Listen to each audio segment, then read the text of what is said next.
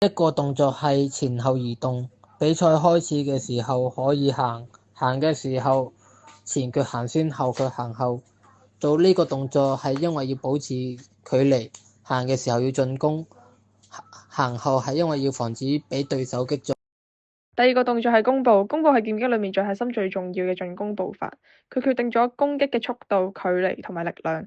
一個正確嘅弓步係有效得分嘅關鍵。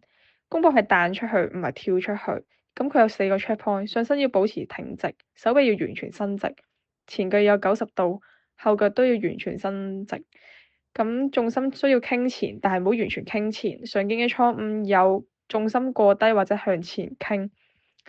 或者劍喺移動中幅度太大，咁最後咧係要收翻動作，快速平穩咁樣翻返呢個準備姿勢，預防對手反擊。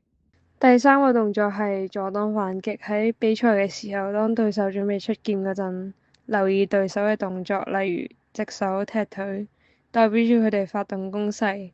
可以喺對手出劍嗰陣打對手嘅劍，或者做格擋防守。